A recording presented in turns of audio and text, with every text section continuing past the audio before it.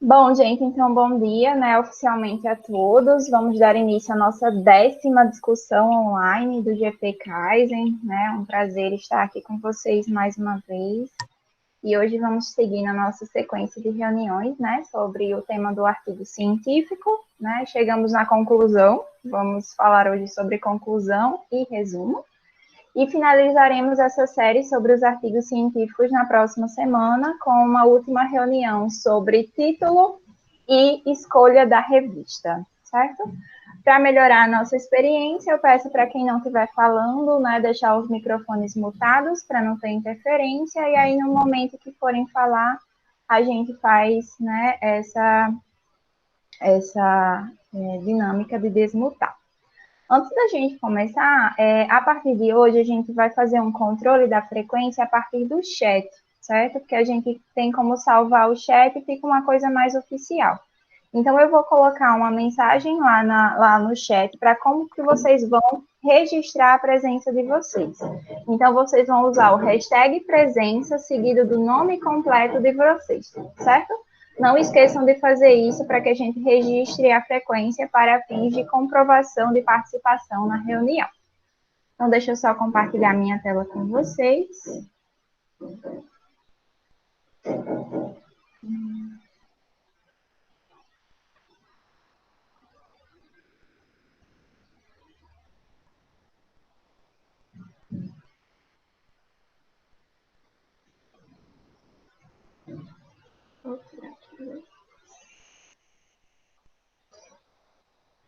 Todos estão vendo os slides? Pronto, então, só antes da gente iniciar, mais uma vez, hoje a gente chega à parte 3, né, da nossa sequência de reuniões sobre artigo científico. Hoje vamos discutir um pouquinho sobre conclusão e resumo. Importante situar mais uma vez que o nosso contexto de discussão é com relação a artigos do tipo original, né? A gente sempre coloca que os artigos eles têm uma estrutura base, mas eles têm também especificidades a depender do tipo de artigo que está sendo construído. E por esse motivo nós escolhemos, né, falar da estrutura do artigo original, que é um dos tipos de artigo mais comuns, e sobre esse contexto que a gente vem falando nas nossas últimas reuniões e vai falar hoje. Lembrando que o artigo original é aquele decorrente de pesquisa ou com seres humanos ou com dados secundários. E dentro desse contexto, estamos utilizando essa estrutura base, que também deve ser compreendida como uma generalização, visto que, a depender das normas da revista, as nomenclaturas podem mudar, as seções podem ser agrupadas, as seções podem ser retiradas. Então, a gente está falando no geral sobre essas seções. Nas nossas reuniões anteriores, já falamos de introdução, de método, de resultados e de discussão. E hoje falaremos da conclusão ou considerações finais, a depender da nomenclatura, e do resumo, certo?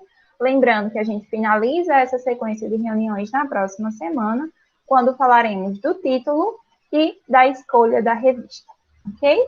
Então, vamos iniciar o nosso encontro de hoje falando um pouquinho sobre conclusão ou considerações finais. Raíssa, é contigo. Ok. Bom dia, gente, mais uma vez, né?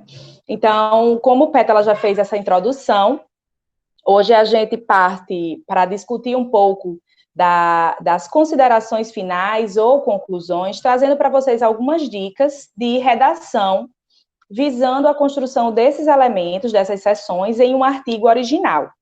Porém, algumas das coisas que a gente vai abordar aqui, elas se aplicam a todo e qualquer trabalho, né, todo e qualquer tipo de artigo. Contudo, como o Pétala já falou, a gente precisa se atentar aos detalhes e características de cada periódico que a gente vai escolher para mandar, tá?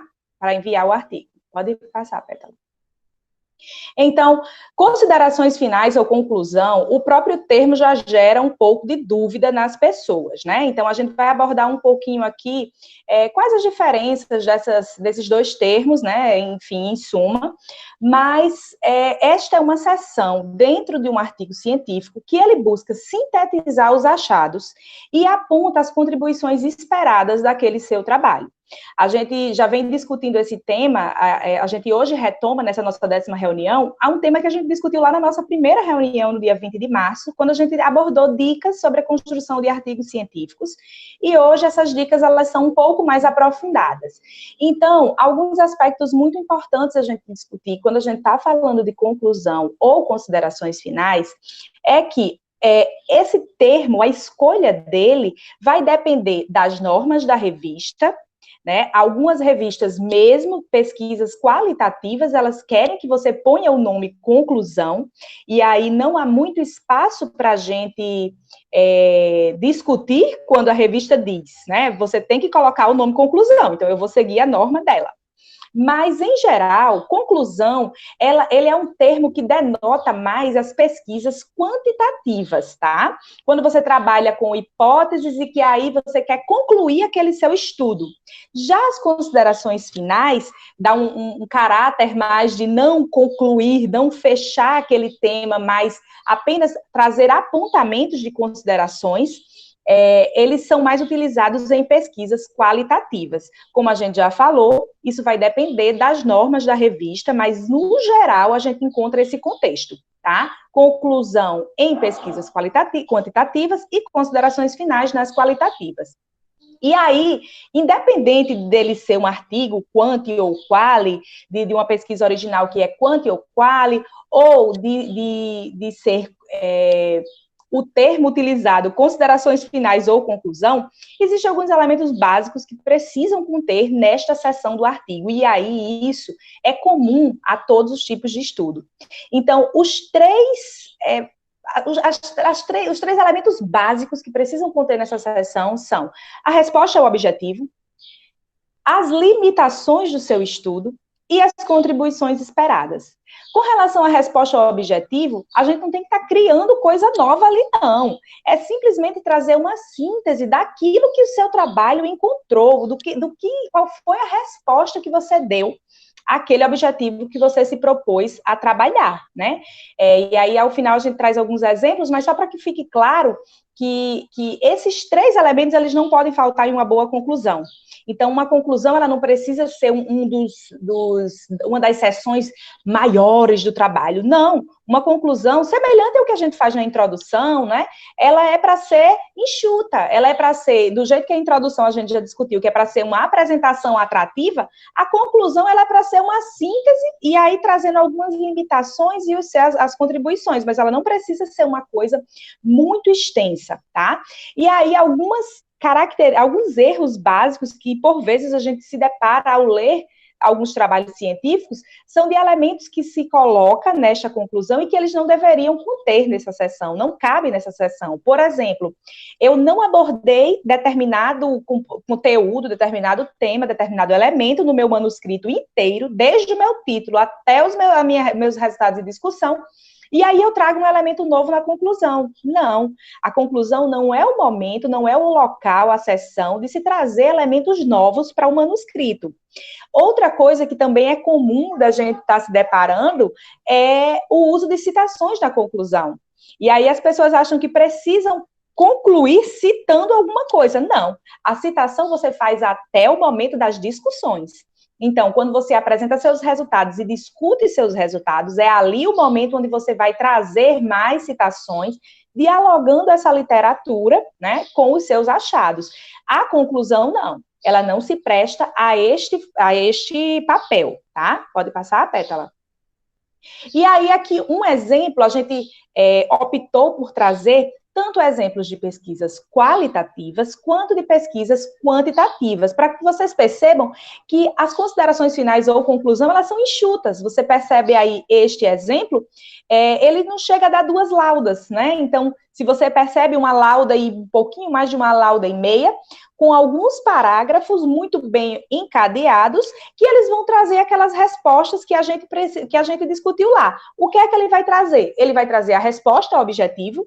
Então, você percebe que a conclusão ou as considerações finais, geralmente, ela vai trazer aquilo que sintetiza o que seus objetivos encontraram, o que seu trabalho encontrou. Então, nesse exemplo aqui, Incutidos no desejo de mudança, os profissionais compartilharam percepções coerentes com os pressupostos de segurança do paciente. Então, ele está dizendo o que o seu trabalho encontrou. Então, geralmente, você faz 1, 2 ou mais parágrafos sobre isso, dá uns 2, 3 parágrafos, a depender de sua capacidade de escrita, de síntese, mas também do tamanho do seu trabalho.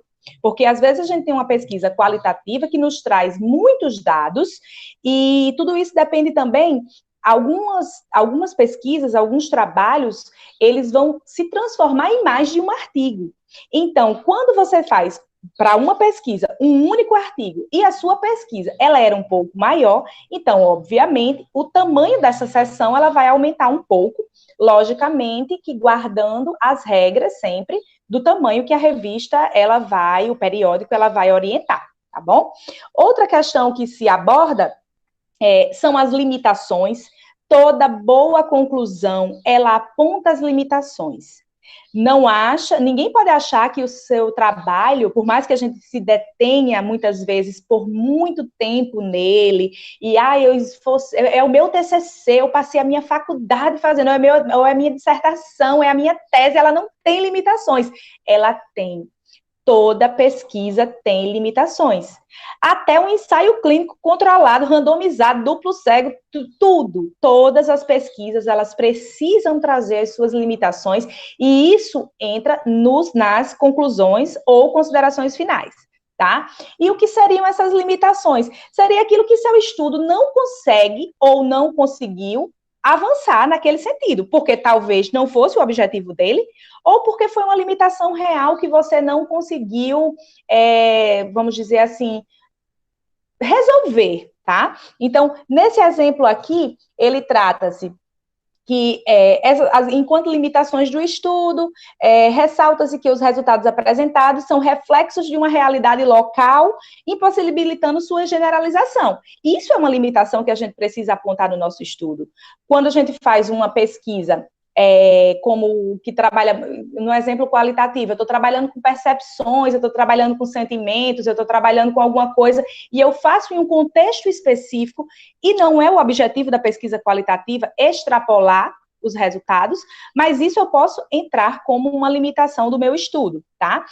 Outra limitação, às vezes, em outros tipos de estudos, a gente está tratando de artigos originais, mas vamos dizer que você está trabalhando com uma revisão, e aí você opta por trabalhar com textos apenas no idioma português. Isso é uma limitação importante do seu estudo que você precisa destacar, tá?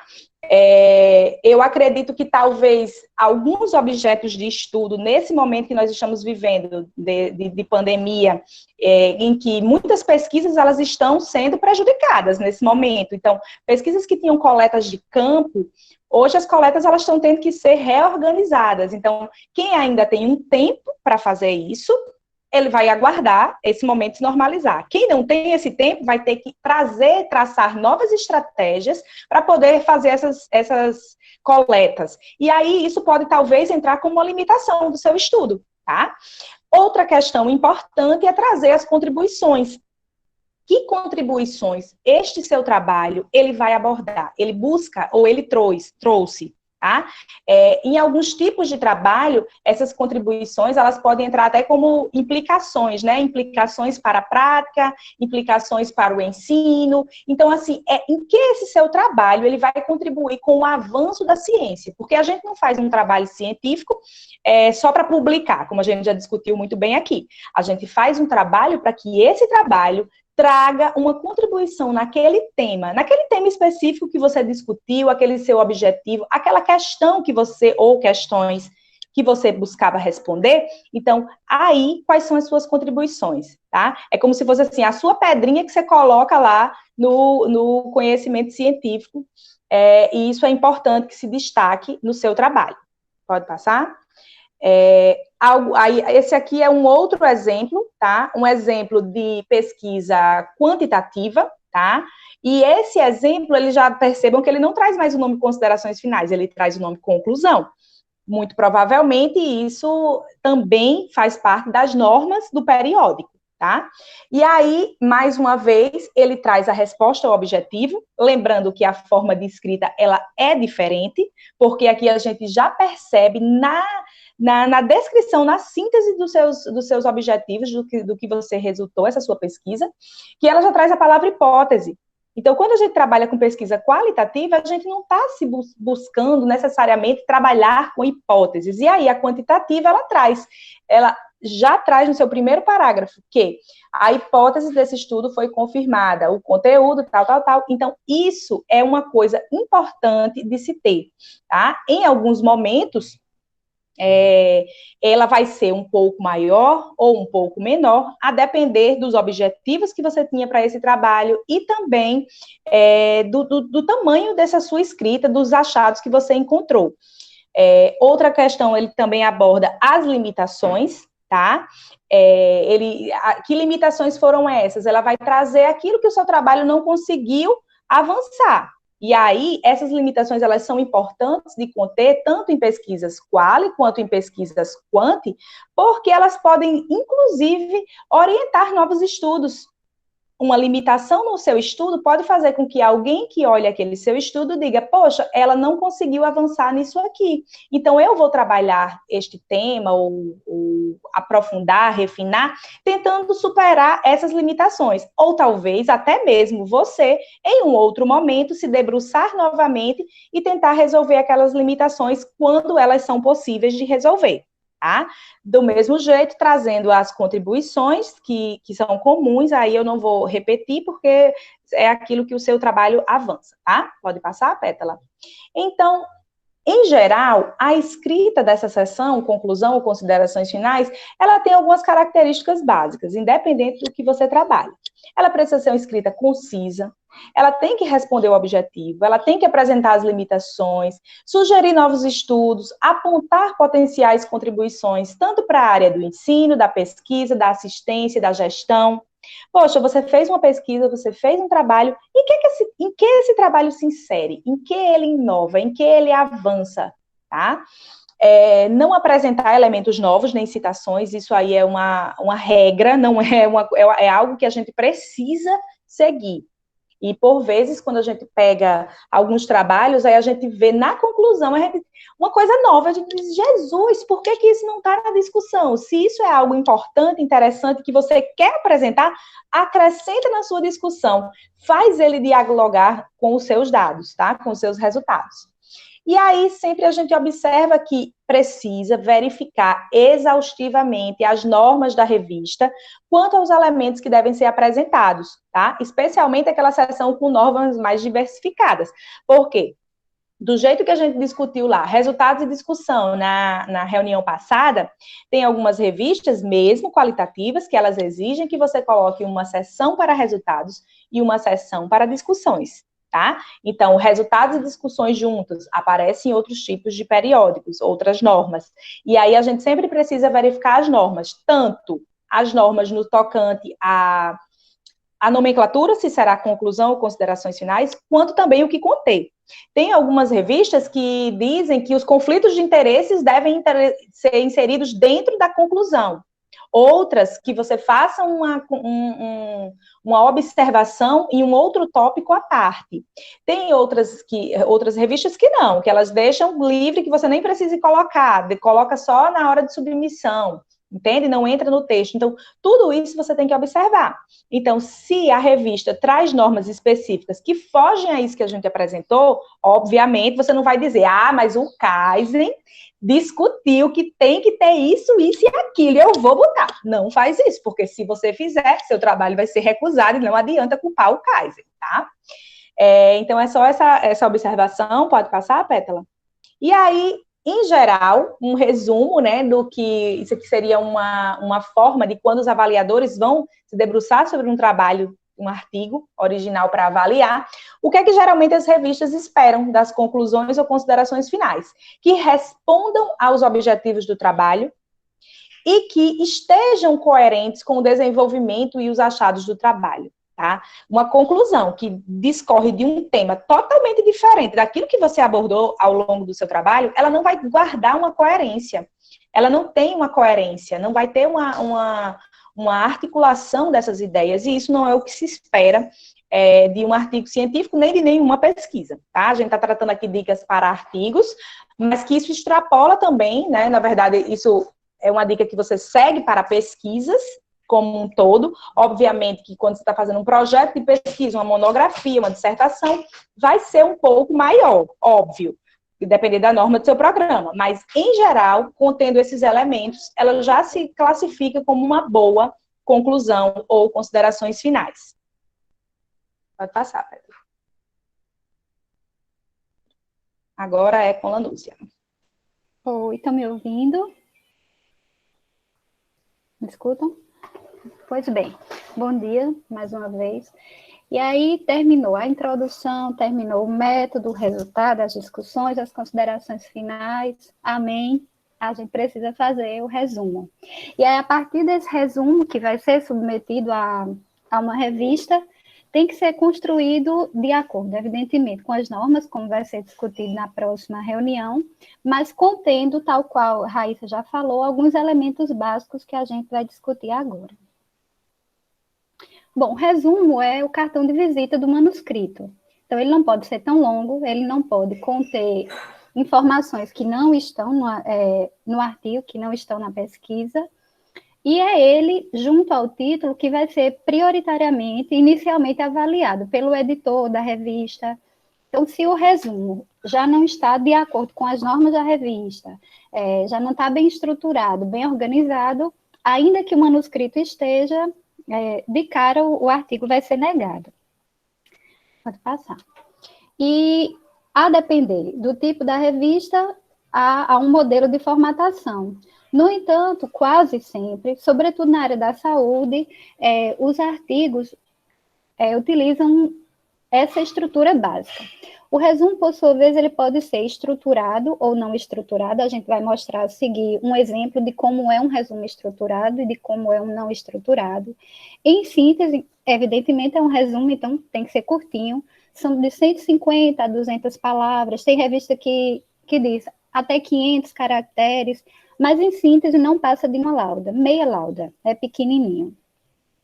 O que deve conter neste resumo? Tem que ter o objetivo igual da introdução, e isso é importante. Eu já avaliei artigo que objetivava, por exemplo, compreender a percepção dos profissionais da atenção básica, assim estava no título. Aí, no objetivo do resumo, tinha compreender a percepção dos profissionais da atenção primária à saúde. Utiliza um sinônimo, que, no caso em questão, nem é um sinônimo, mas tenta diversificar o acervo lexical do artigo para parecer que os autores têm, enfim, são rebuscados na escrita. Mas o objetivo que tem na introdução tem que ser o objetivo contido no resumo, sem diversificar, sem sinônimo. Então, tem que ter o objetivo igual da introdução, tem que trazer os elementos centrais do método. O que tem que ter? O tipo da pesquisa, se foi quanto, se foi qual, quando foi realizado, onde foi realizado, quem realizou, quem eram os sujeitos da pesquisa ou a população, e como que foi o procedimento de coleta e de análise dos dados. Também tem que ter os principais achados. Evidentemente, num resumo com 150 a 200 palavras, não dá para conter tudo, mas tem que ter os achados centrais e mais interessantes. A conclusão tem que responder o objetivo. Existem algumas pessoas também que colocam na conclusão dos resumos as contribuições, as limitações, já encontrei também, mas é a resposta ao objetivo. E o final do resumo quase sempre, sempre exige que se coloque os descritores, que são as palavras-chave que sintetizam o estudo, ou palavras-chave ou descritores. No nosso caso, né, que pesquisamos na área da saúde, a gente busca os descritores em ciências da saúde. Por vezes, nem todas as pesquisas são contempladas por esses descritores em ciências da saúde. Como o Pétala até apresentou, né? Não foi na tese, eu acredito, que ela trabalhou com técnicos em enfermagem, não é um descritor, mas precisava conter no resumo, porque era a síntese do trabalho dela. A gente deve buscar prioritariamente esses descritores para que, posteriormente, quando o artigo for publicado, se Deus quiser, sempre será, possam ser encontrados quando fizerem uma busca nas bases de dados e vão fazer as buscas, quase sempre pelos descritores. E o que não deve ter, o que não deve constar no resumo? Não pode ser prolixo, ou seja, não deve ter detalhamento, não deve ter sigla. Você vai citar no resumo Sistema Único de Saúde, você não vai colocar aquele parente de SUS, deixa isso para o corpo do texto. O que não tiver no manuscrito também não deve ter no resumo. E por incrível que pareça, às vezes a gente encontra coisas que não foram citadas, autores que não foram citados, técnicas que não foram realizadas. Eu não sei se o intuito é chamar a atenção para depois a pessoa querer ler o artigo como um todo, mas é um equívoco que não vai dar certo. E, em geral, não apresenta o elemento introdução no resumo, uma vez que você vai perder espaço podendo utilizar para melhor explicar o método ou reforçar os resultados. Pode passar. Aqui, por exemplo, tem um exemplo de um resumo estruturado. Aí, por que estruturado? Vejam que tem um nomezinho: objetivo, método, resultado, conclusão. Era uma pesquisa qualitativa. Então, objetivo, compreender a percepção dos profissionais de enfermagem. E aí, organiza, dentro da seção resumo, tudo que tem que estar descrito nele. E agora a gente vai mostrar o exemplo de um resumo não estruturado. Olha, vejam que não tem os nomezinhos, objetivo, método, mas se a gente for ler o resumo como um todo, ele tem explicando tudo. Trata-se de um ensaio teórico, que objetivo o quê? Contribui com o debate, ou seja, ainda que não esteja em separado, tudo aquilo que a gente precisa conter no resumo, objetivo, método, resultados e conclusões, vai estar posto, bem como as palavras-chave. Pode passar. Então, em síntese, já que é um resumo, a escrita tem que ser concisa, completa, sem conter informações adicionais que não estão no manuscrito, escolher os achados mais relevantes, porque é isso que vai ser lido prioritariamente para a pessoa que vai receber o editor da revista. E não só o editor da revista, qualquer outro leitor que vá buscar artigos para estudar, uma vez que a ciência tem o objetivo mesmo de se propagar e não ficar engavetada. Então, tem que ser algo que chame a atenção, que seja plausível e que seja compreensível também.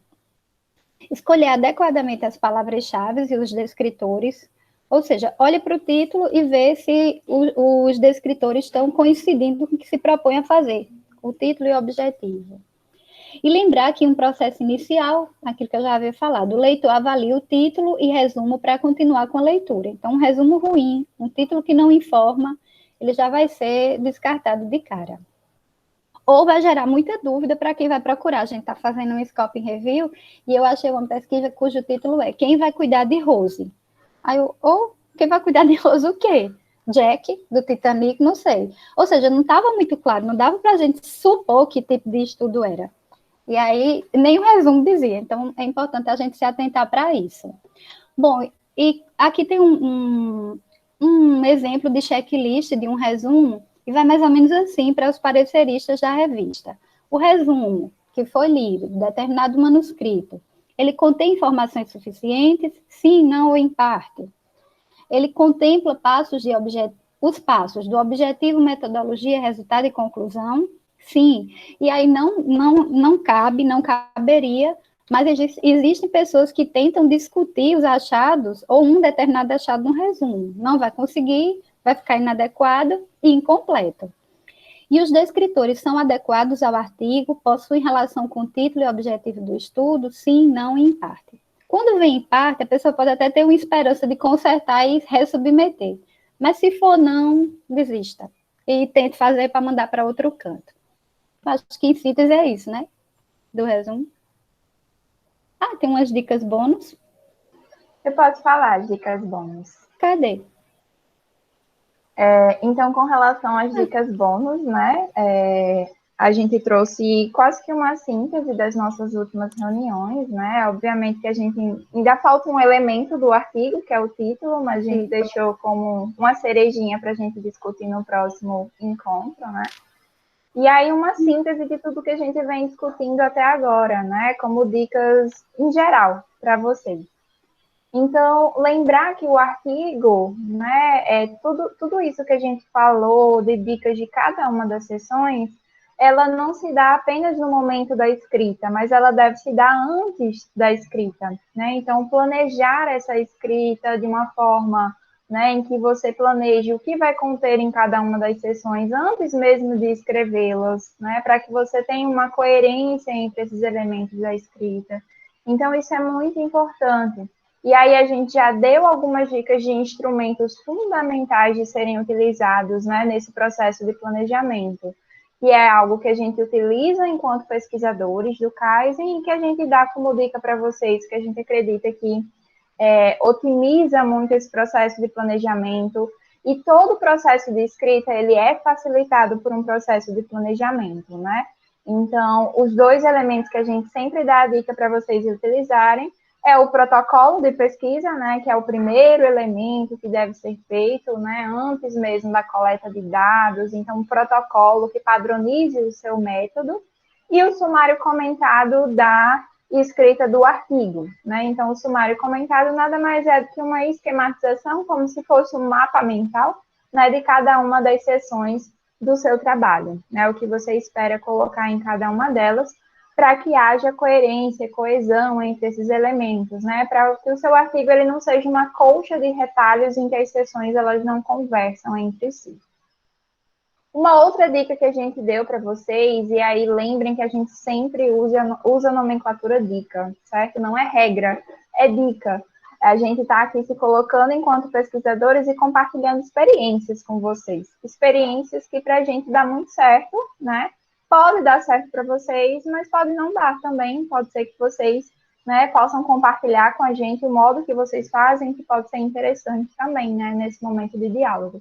Mas com relação à sequência da escrita, a gente sugere, né, uma sequência que siga, primeiramente, a primeira coisa que você deve escrever é o seu método, né? E aí eu sempre falo para os alunos que é quase que um aspecto motivacional, né? Porque quando você tem um checklist de coisas para fazer na sua agenda, quando você dá um ok, né? Dá uma paz no coração, não dá um ok na agenda. Então, quando você escreve uma seção do seu artigo, vai dar uma paz no seu coração. Qual é a seção mais fácil de escrever, gente? Método, né? Se você tem um protocolo, né, todo esquematizado, esse método você vai fazer rapidinho, né? A única coisa é que tudo aquilo que estava planejado para acontecer no futuro, você vai descrever como já aconteceu no passado e colocar alguns detalhes de tempo e de como isso aconteceu de fato. Então, a gente sugere que o método seja a primeira seção escrita do seu trabalho. Após isso, a sugestão é escrever os resultados, né? Porque o resultado é aquilo que vai lhe dar o norte do que precisa ser discutido e do que precisa ser chamado a atenção na introdução. Então, o resultado, como segunda seção a ser escrita, ele vai guiar todas as suas outras escolhas, né? Com relação a quais autores ler, ao que discutir, ao que chamar a atenção na introdução. Resultados prontos é o momento de escrever a discussão, né? Discutir predominâncias, achados mais interessantes.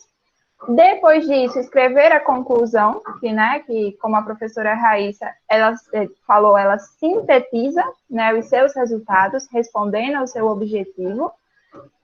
E, por fim, introdução e resumo, né? Então, pode parecer super estranho escrever a introdução no final, mas uma introdução escrita ao final, ela vai chamar a atenção para aquilo que precisa ser chamado a atenção, porque agora você já tem o produto, né?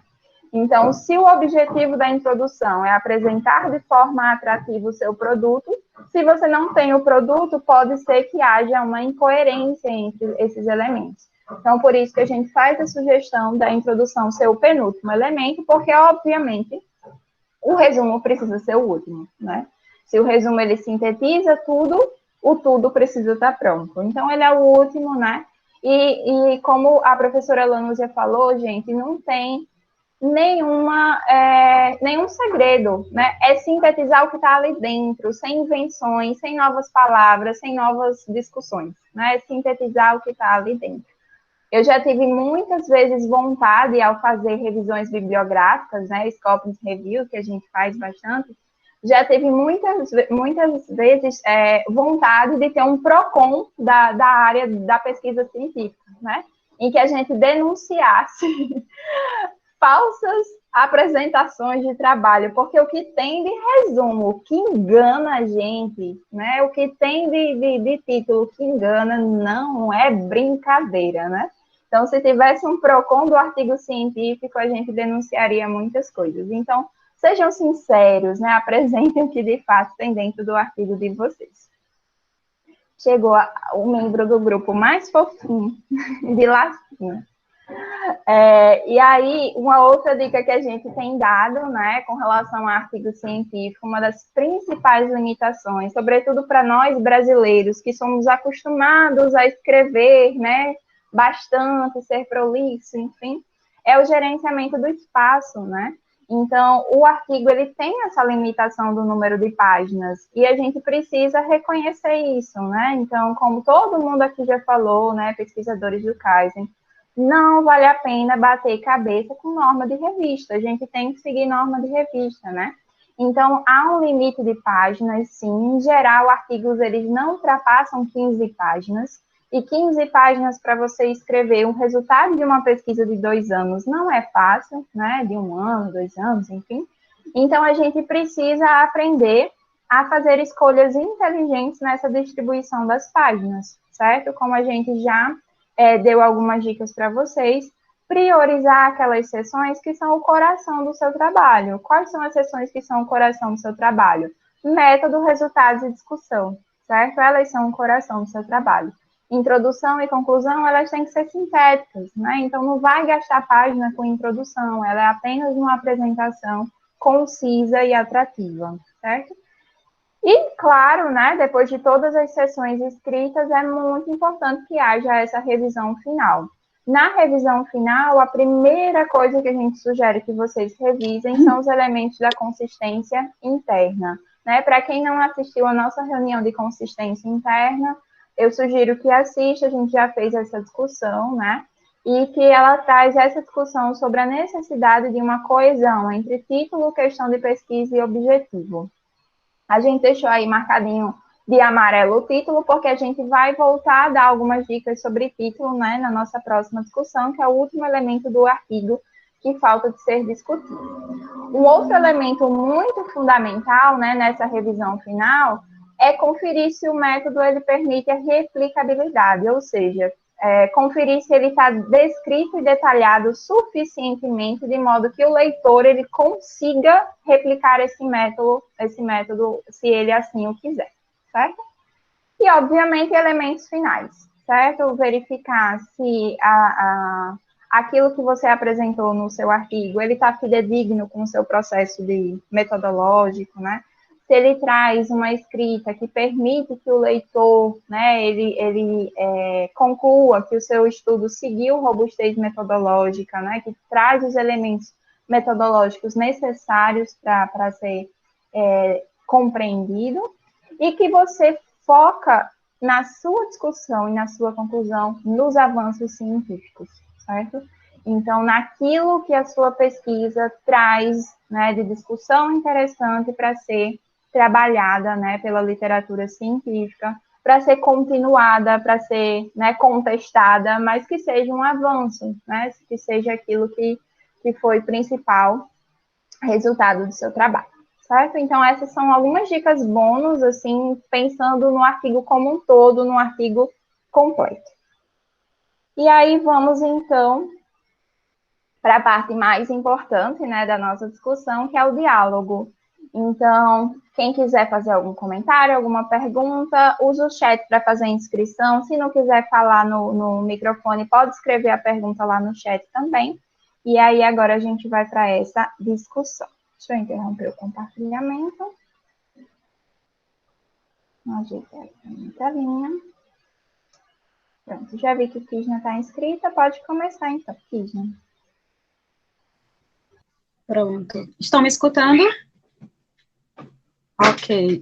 Bom dia a todos e a todas. Parabéns, meninas, professora Raíssa, professora Petra, professora Lanúzia, pela explanação clara, né, que trouxe os diversos aspectos, os principais aspectos, né, para uma redação adequada da conclusão / considerações finais e resumo. Eu só quero fazer algumas sugestões, algumas dicas, né? Como a gente está sempre falando de dicas, então, algumas dicas com relação à conclusão e considerações finais. Então, a gente já observou, né, conforme a professora Lanúzia, a professora Raíssa comentou, que a conclusão, ela deve, sim, né, responder o objetivo. Então, quando o avaliador vai ver o seu trabalho, ele já vai sempre fazer esse retorno. Ler a conclusão e ver o retorno lá, qual o seu objetivo, para ver, de fato, se você respondeu. Então, a gente também viu que é importante colocar as limitações e os potenciais, né, do seu trabalho. Agora, um detalhe que eu queria frisar é que, primeiro, a conclusão não é a sua percepção, é o que até a Raíssa comentou. Algumas pessoas, alguns autores, eles, quando vão escrever, citam as suas percepções de um modo geral e não traz nada do que foi, de fato, apresentado, que poderia ter sido concluído, né? Então, a gente precisa ter muita atenção. Não pode ser algo novo. De fato, essa conclusão, ela tem que estar coerente com seus resultados e, consequentemente, responder ao seu objetivo. Então, precisamos sempre estar atentos a isso e sempre, quando fizer a redação, ficar atento a esses aspectos. E uma outra consideração que eu acho que é bem importante, né, que a gente vê muito isso nas conclusões, considerações finais, como posso dizer, alguns autores acham que essas limitações estão relacionadas com os caminhos metodológicos. Como assim, Krishna?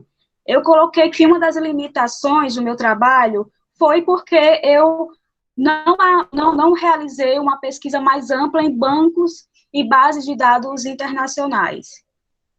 Eu, pegando um trabalho desse, eu vou dizer, não é uma limitação do seu trabalho, foi uma escolha sua.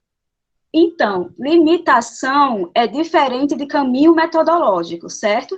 Então, se eu escolhi 20 pacientes para fazer uma investigação, mas eu acho que foi um número pequeno, você escolheu esse número pequeno. Se você realizou no hospital e achou que não foi bacana e coloca como limitação, não foi uma limitação, foi uma escolha sua. Então, sempre ficar atento, certo? Limitação é diferente de caminho metodológico. Agora, se, por exemplo, eu falo, né, que eu vou realizar uma pesquisa durante 2 meses e boto na limitação, que eu só consegui fazer por 1 mês, porque o hospital teve problemas burocráticos, então isso sim é uma limitação, né? Outra coisa, quando eu coloco que eu fiz uma pesquisa enviando formulários eletrônicos e tive um retorno pouco, isso é uma limitação. Você utilizou o formulário eletrônico que estava lá no seu método, mas infelizmente não teve um retorno adequado porque os profissionais, né, não responderam. Então, fica muito atento a essa questão, viu, gente? Limitação, ela não está relacionada à sua escolha do caminho metodológico. Pronto, foi só essa consideração mesmo com relação a essa seção do artigo. Ok? Cris.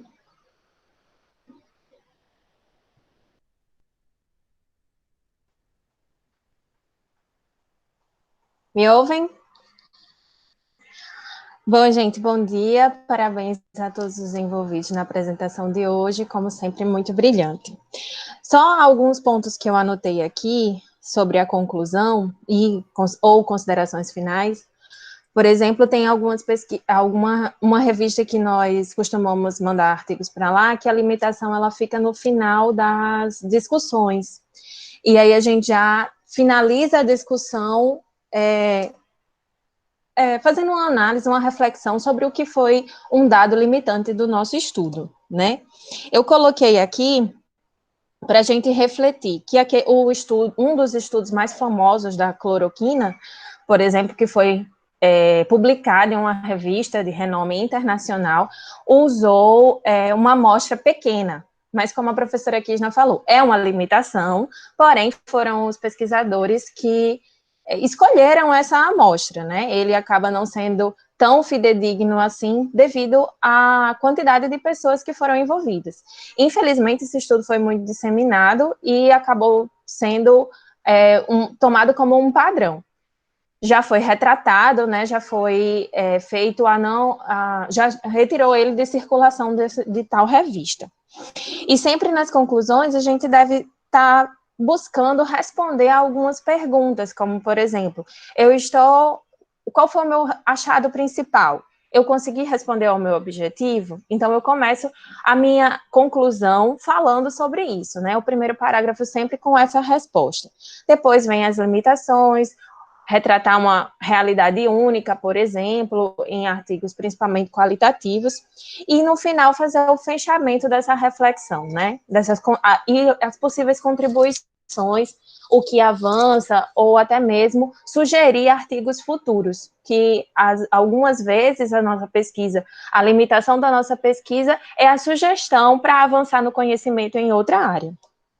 Quanto ao resumo, eu anotei aqui somente que ele vai servir, a gente tem que pensar que ele vai servir como fonte de dados para uma outra pesquisa. Então, se, por exemplo, um resumo ele não for bem descrito, ele não for bem escrito, além de enganar o leitor, ou o pesquisador que vai fazer uma possível revisão de literatura, né, uma scoping, por exemplo, ele vai ficar lá marcado para a gente como aquele artigo que ele não avançou em nada, né, e não está bem descrito. E o que tem de resumo mal descrito não está contabilizado.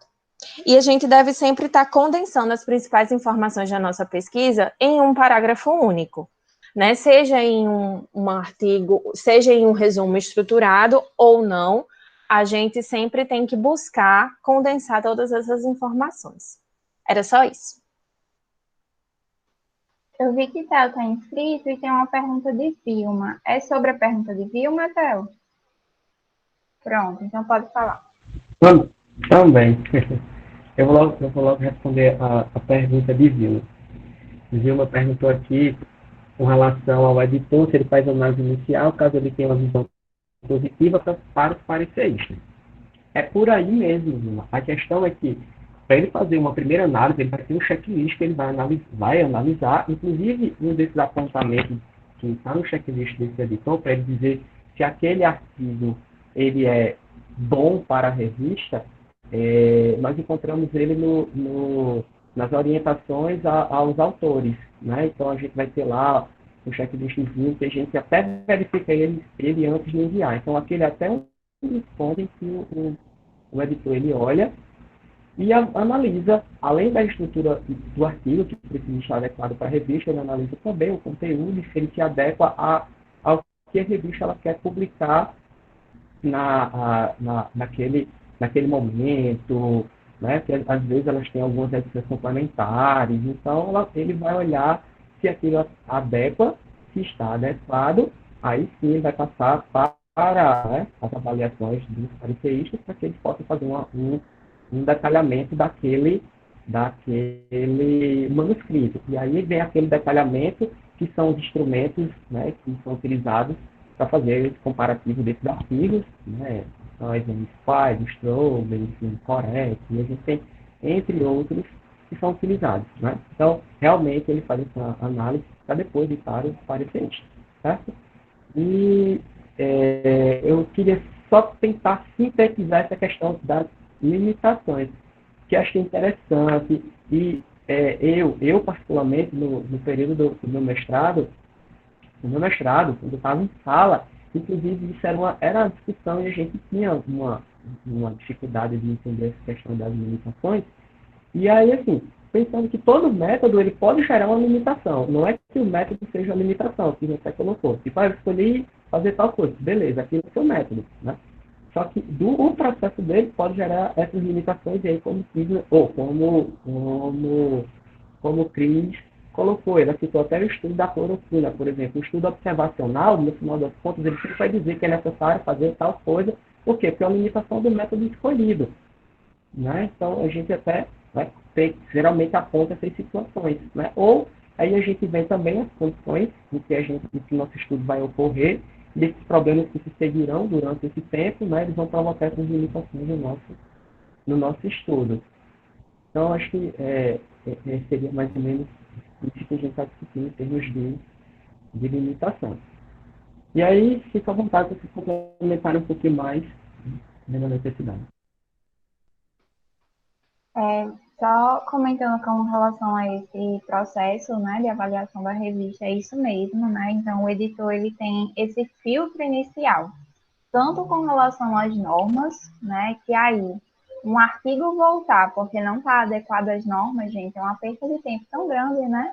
Então, vale a pena, sim, né? Eu sei que é chato, a gente não está aqui afirmando que é uma coisa legal, maravilhosa, para se fazer feliz, sorrindo, mas que é necessário, né? Então, se você escolhe submeter o seu artigo numa revista, o seu primeiro passo é ler em detalhes, né, as normas da revista. E aí, só uma dica com relação a essa questão das normas, por vezes, quando a gente está lendo lá as normas, elas não ficam tão claras quanto alguns aspectos, assim, né, bem específicos, né, então, com relação, o título é em caixa alta ou é só a primeira letra maiúscula? Ele não fala isso lá nas normas. Aí, uma dica pessoal que eu dou para vocês, né, eu sempre faço o seguinte, quando eu vou colocar os artigos numa norma de uma revista.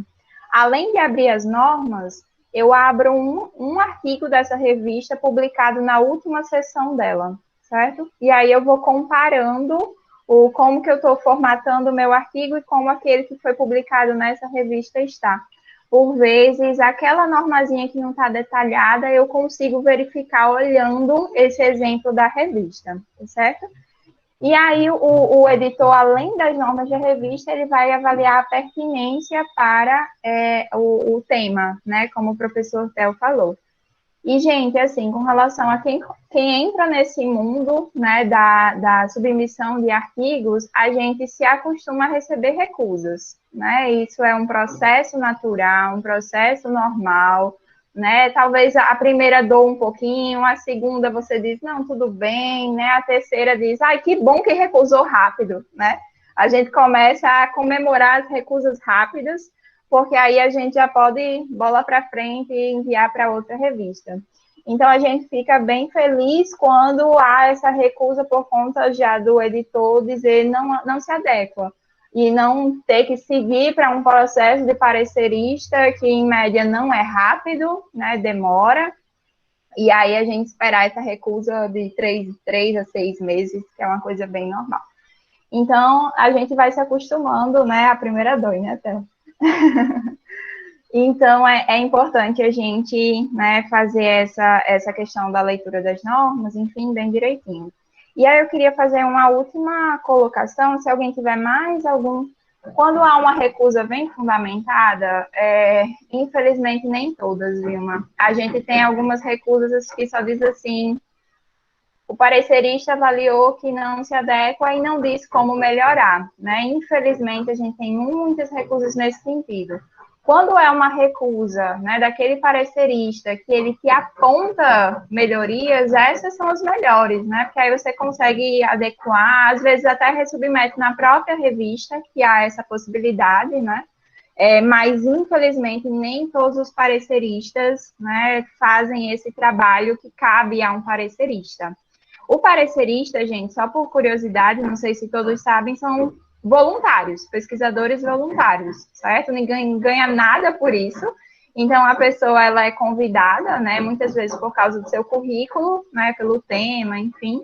Muitas vezes não, deve ser assim, né? A gente tem que avaliar aquilo que a gente tem expertise, né? Então, se chega para mim avaliar um artigo que eu não tenho expertise, é meu papel ético dizer, não vou avaliar, né? Então, isso é uma coisa bem importante. Então, os pareceristas de revista são os mesmos professores da universidade que estão enlouquecidos fazendo milhões de outras coisas, né? Mas, se você aceita fazer aquilo, obviamente que você deve fazer, né, o seu papel de forma bem feita. E o que se espera de um parecerista é que, minimamente, ele faça essa análise crítica e que, se ele acha que esse artigo ele não tem condições de publicação agora, que ele aponte melhorias, certo? Esses são as recusas que a gente gosta de receber, na verdade, né, que a gente consegue melhorar, certo? Antes de passar para a Lanús, eu queria só fazer um comentário sobre a importância da escolha dos descritores, né? Hoje a gente chega num nível de publicação científica em que a gente, né, primeiro um aspecto, assim, ético e de objetivo do pesquisador mesmo, né? A gente não quer publicar por publicar, né? Quando a gente publica é porque a gente quer divulgar esse conhecimento científico e que ele seja disseminado. E fora desse aspecto subjetivo, quase benevolente, né, da pesquisa científica, a gente também não pode negar e não pode ser hipócrita em negar que tem também uma avaliação criteriosa né, de instituições com relação à pesquisa, que tem tudo a ver com a ascensão, né, dos pesquisadores, enfim. E dentro dessa ascensão, hoje é insuficiente publicar, né? Não basta publicar. A gente quer ser lido, né? E para você ser lido, né, não há como você ser lido se as pessoas não acharem os seus artigos. E aí o descritor, ele de fato hoje, né, se, como a gente fez a analogia, né, a professora Lanúzia falou, o resumo é o cartão de visita, né? Se o resumo é o cartão de visita, né, o descritor, ele é a sua assinatura no cartão de visita, né? Então, é o seu e-mail, é o contato do pesquisador. Como é que eu acho você? Eu acho você através de uma escolha adequada de descritores, certo? Então, vale a pena gastar um tempinho escolhendo adequadamente os descritores, porque é pelos descritores que o seu artigo vai ser achado, certo? Então, eu queria só fazer esse comentário. Lanúzia, dá para você falar agora? Ou você quer que eu enrole um pouco? Desmute seu microfone.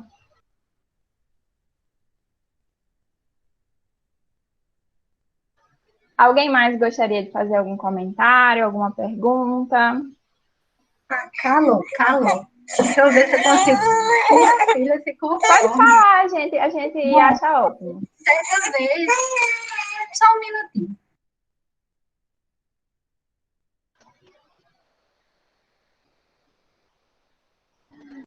Gente, então, enquanto Lanúzia ela volta, né, para a gente fazer a finalização. Pronto, voltei. Pronto, diga. Consolei aqui, como posso. Certa vez, no componente do doutorado, veio uma pessoa discutir sobre publicação científica e ela relatou que as revistas também levam em conta se o número de autores foi aproveitado, né? Se cabia 6 autores, porque só um autor para submeter o artigo. E aí, pensando que quanto mais pessoas contribuem, mais olhares tem para agregar o manuscrito, mais olhares tem para discutir. Evidentemente que a gente não vai encaixar um monte de gente no manuscrito que não tenha contribuído, que não tenha aproximação com a temática, mas, se for possível, chamar uma equipe que possa contribuir, que seja comprometida, que tenha pertinência, seja com o método, ou seja, com o conteúdo a ser abordado, ao que parece, as revistas gostam também. Vocês conseguiram me ouvir, que eu não estou mais seguindo, né? E aí eu lembrei disso. Sim, é uma discussão bem importante, né? A autoria de artigo científico, talvez a gente até possa encaixar, né, como um tema que é uma discussão que traz muito pano, né, para a manga. Tanto com relação a quem é autor, a ordem de autoria, né? Quando não ser autor e ser só agradecido, né? Então, a gente tem algumas discussões interessantes dentro dessa perspectiva, fica aí até como dica para a gente, né? Encaixar como um tema de discussão. Gente, antes da gente encerrar, eu não sei se todo mundo escutou que agora a gente, ou leu, né? A gente está padronizando que a nossa lista de presença, ela vai ser, né, oficializada através do chat daqui do Meet. Então, a gente pediu para quem está aqui presente usar hashtag presença e colocar o nome completo. Eu contei 19 pessoas que colocaram no chat e o Meet está me mostrando que tem 20 pessoas. Então, se alguém não colocou a presença, né, lá no chat, eu não conferi quem foi, mas se alguém não fez, que faça agora, que já a gente vai encerrar a sala, porque senão não vai ser contabilizada a presença, certo? A gente vai utilizar a presença do chat agora como oficial. Pronto, chegou a 20ª presença, então é isso. Então, a gente vai encerrar, né, a nossa discussão de hoje, agradecendo mais uma vez a participação de todos vocês, e lembrar que na próxima, mais um bebê chegou ali, lembrar que na nossa próxima discussão, a gente vai ser a última discussão com relação ao artigo científico, né, e a gente vai discutir a última dessa série, né, porque eu já vi que vai ter uma sobre autoria. A gente vai discutir título e a escolha da revista para a submissão do seu artigo, tá? Então, vamos fazer aquela foto final, para que a gente possa registrar lá nas nossas redes, quem puder liberar as câmeras, para que a gente possa fazer esse registro. Hoje eu não vou aparecer na foto, porque o Meet não está ajudando, mas tudo bem, não tem problema não, ele está super diferente. Michel, consegue? Pronto, foi todo mundo agora. Faz uma colagem, Pétala, filho. Eu vou fazer uma montagem. Vamos lá, então? 1, 2, 3, sorriam, já. Deixa eu ver se deu certo. Só um instantinho.